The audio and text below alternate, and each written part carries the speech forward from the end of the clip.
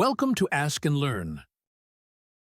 So in this problem, we're going to be using the concept of circular motion, so I'm going to review it. So consider that we have a particle that's undergoing circular motion. We can decompose the acceleration of this particle into two components. One of them is a centripetal component, and another one is the tangential component. The centripetal component points towards the center of the trajectory and is equal in magnitude to v squared divided by r, where r is the radius of the trajectory. The tangential acceleration, on the other hand, is equal to the derivative of the speed with respect to t and accounts for the change in speed, while the centripetal acceleration only accounts for the change in direction of the velocity. Okay, so this is what we need in order to solve the exercise. So what we have is a ball that's attached to a cord that has a length L. The ball has a mass m, and the configuration of the system is as shown here in the picture. So we have the ball attached to the cord. The cord is making an angle of theta with the vertical, and a certain velocity of v0 is given to the ball that starts rotating around the center. And our goal is to find, actually our goal is to prove that this relation is true. So we have that the tangent of theta times the sine of theta is equal to v squared divided by gl. Actually, v0 squared divided by gl. Okay, so in order to do that, what I'm going to do is to draw a free body diagram on our ball. So consider that this here is the ball, and this is the cord. Makes an angle theta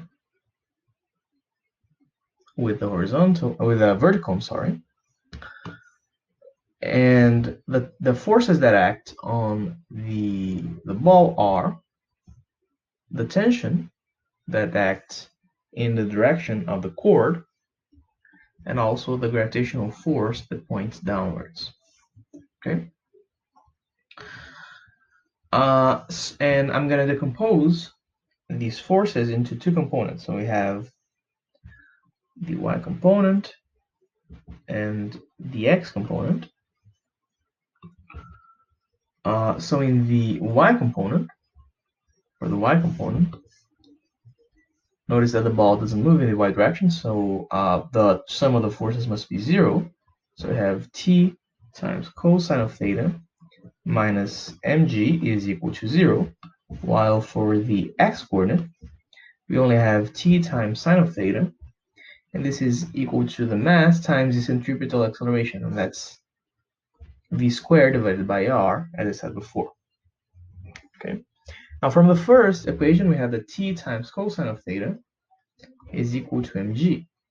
And from the second equation, I'm just going to copy it here, t sine of theta is equal to m v squared over r. So I'm going to take the second equation and divide it by the first one. So if we do that, what we obtain is, we obtain that sine of theta divided by cosine of theta, that's tangent of theta, is equal to v0 squared divided by rg. Now, what is r? Notice that the length, this here is the length of the cord, and the radius of the trajectory is this thing here. So we have that r is equal to L times the sine of theta. So I'm going to substitute it in the equation that we had. So we have tangent of theta is v0 squared divided by r, and that's, as I said, L sine theta times g, and I'm going to multiply both sides by sine theta. So we have tangent of theta times sine theta is v squared divided by lg. And this is exactly what we wanted to find, which concludes our exercise.